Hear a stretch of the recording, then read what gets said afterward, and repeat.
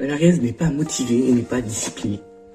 Tout cela, c'est tout simplement parce que contrairement au Hunter, elle n'applique pas les 5 habitudes dont je vais te parler dans cette vidéo et qui peuvent clairement changer ta vie si tu les appliques toutes avec régularité.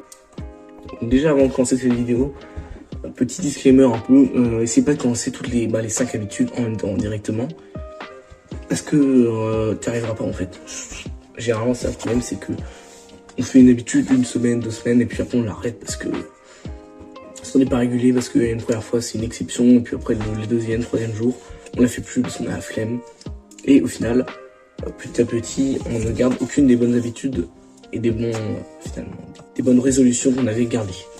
Donc essaye de les appliquer et de les intégrer en fait dans tes journées une par une, comme ça au fur et à mesure et surtout de les faire durer un maximum de temps parce que c'est le principe de l'habitude. Parce que c'est faut le faire une fois par jour, faut le faire chaque jour avec régularité et c'est ça qui après donne des effets cumulés assez énormes.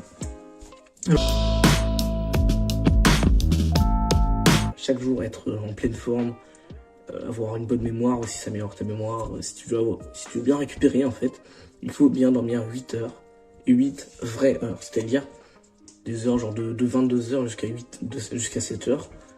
Ça te fait 9 heures de sommeil, 9 bonnes heures de sommeil, contrairement à si tu dors de 1 heure jusqu'à 9 heures de maths, parce que là ça va te faire 1 heure de moins déjà.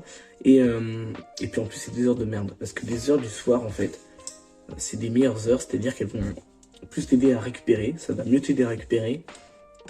Et même à mémoriser les choses que tu as prises dans la journée, tu vas mieux mémoriser si tu te couches dans la soirée, donc vers 22-23 heures quoi. Donc essaie de dormir minimum, c'est vraiment le minimum syndical, c'est dormir 8 heures par jour.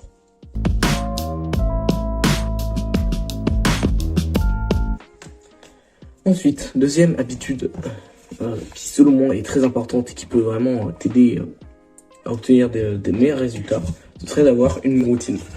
Alors, quels sont les intérêts d'en avoir une? Eh bien, tout simplement, ça va te conditionner dès le début de ta journée, en fait, à te mettre dans un mood un peu de travail. Tu vas te dire, voilà, dès le début de la journée, ça va te prouver que tu es capable de faire les trucs. Et ça va t'aider à être plus productif et à te mettre direct dans le bain, en fait. Mais pour avoir une morning routine, il faut aussi faire la troisième habitude qui est dernière chose que je fais dans la journée, c'est vraiment difficile et ça demande le moins d'efforts, c'est que je note en fait ce que j'ai à faire, genre dès du réveil jusqu'à... je note que la matinée, personnellement, l'après-midi, ça dépend. Donc essaie d'être le plus précis possible. Et en fait le truc c'est quand tu as noté la journée pour le lendemain, et dès que tu te lèves, tu sais ce que tu as à faire déjà, parce que tu l'as en mémoire, du coup vu que tu l'as fait juste avant de t'endormir, tu l'as bien mémorisé, parce que c'est vraiment... Si tu veux mémoriser d'ailleurs quelque chose, fais-le juste avant de dormir, ça t'aidera, tu mémoriseras bien mieux. Après la base pour mémoriser quelque chose, c'est de le répéter le plus, c'est la méthode la plus efficace. Bon, revenons-en au fait de noter sa journée du lendemain. Du coup, en fait quand tu l'as noté, dès que tu vas te lever, tu sauras ce que tu as à faire. Et c'est bien plus simple en fait. Et puis tu as aussi autre chose, ce qu'on appelle le willpower aux États-Unis. C'est en fait, c'est comme si en fait tu avais des points un peu de décision. Et chaque jour tu as un nombre de points limité. Et à chaque décision que tu vas prendre, par exemple, c'est rien, ce matin est-ce que je prends du lait ou du café, voilà, décision de merde, et ça va t'enlever un peu de points. Donc plus la décision va être dure à prendre, plus ça va te demander des points de décision d'arriver à la prendre. Donc le fait de noter sa journée pour le lendemain, ça va t'aider en fait à faire le moins de décisions possible parce que tu les auras déjà faites la veille. Et donc ça va être beaucoup plus simple. Après attention à pas tomber dans le piège de quand tu notes ta journée un peu, t'es un peu dans cet esprit de ouais demain je vais être parfait, je vais faire aucun écart et tout. Le problème c'est que dans la journée, voilà, t'as des moments, t'as des creux, t'es un peu moins motivé, donc essaie de prévoir quand même genre, je sais pas, 30 minutes, 1 heure de pause pour le matin et pareil pour l'après-midi. Comme ça tu vas pas culpabiliser en fait. Et tu vas faire ta pause et puis après bim, tu te remets au travail. Et bon, essaye juste que ta pause soit pas genre des shorts YouTube, des TikTok et des réels Insta parce que ça peut durer beaucoup plus que 30 minutes en fait ou 1 heure. Ça peut durer 2-3 heures et après tu te rends complètement démotivé, tu auras la flemme et ça nique ta journée en fait. Donc le mieux ce serait de lire, d'écouter un podcast ou de jouer d'un instrument de musique ou de faire un peu de sport et Ok, ça c'est pour prévoir sa journée du lendemain. Maintenant, quatrième habitude, ça commence à devenir vraiment utile et celle-là on n'en parle pas trop, c'est de mettre de la friction entre toi et les mauvaises habitudes. Exemple, là tu viens de terminer, ça fait 1h30 que tu bosses sur des maths, voilà, tu viens de terminer de réviser, ou du moins tu essaies de faire une pause. Le truc c'est que tu pourrais lire et tu commences à lire. Du coup tu te dis ok je vais lire, comme ça va pas trop me déconcentrer. Donc tu commences à lire. Donc ton cerveau il se dit oh, attends mais sur mon tel, là j'ai des jeux mobiles qui me demanderont bien moins d'efforts, ça sera beaucoup plus cool, ça me donnera beaucoup plus de dopamine. Et c'est ton corps qui a produit la dopamine, t'as capté. Et donc ton corps en fait ce qu'il va faire c'est qu'il va se dire bah vas-y flemme de lire, et il va aller sur ton tel et se procurer de l'aide. Ou alors il va aller sur les réseaux, tu vas aller sur les réseaux et ça va niquer ton travail parce qu'après tu perdras ton focus. Ça sera ultra chiant de le reprendre, de remettre ton focus sur tes révisions ou sur ton travail, en tous les cas, quel qu'il soit. Et donc ce que tu fais pour supprimer ça, c'est que tu mets de la friction. Par exemple, tu supprimes toutes les applis, tous les jeux vidéo mobiles sur ton tel parce que c'est inutile et ça sert à rien, ça prend juste du temps. Et pour les réseaux sociaux, donc c'est quelque chose, on se dit en fait, on a toujours cette barrière de c'est utile Insta. Et du coup ce que tu peux faire c'est t'installes Stay Focus et en fait tu te mets genre de, moi ce que je fais par exemple c'est de, j'ai pas Insta mais sur YouTube je mets ça de 7h jusqu'à midi, YouTube est bloqué et comme ça je peux plus aller dessus, je peux plus perdre de temps dessus.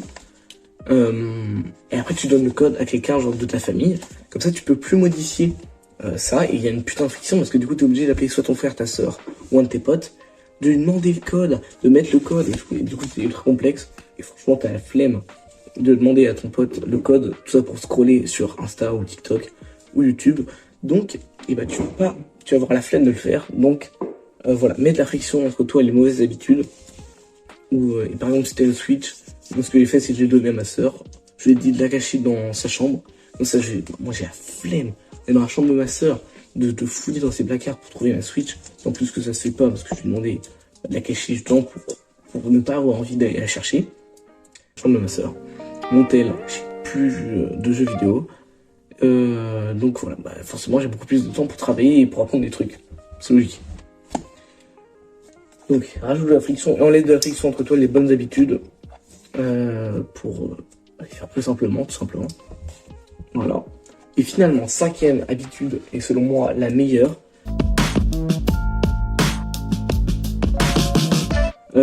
c'est vraiment un gros cliché de défaire solo, c'est tout simplement de méditer.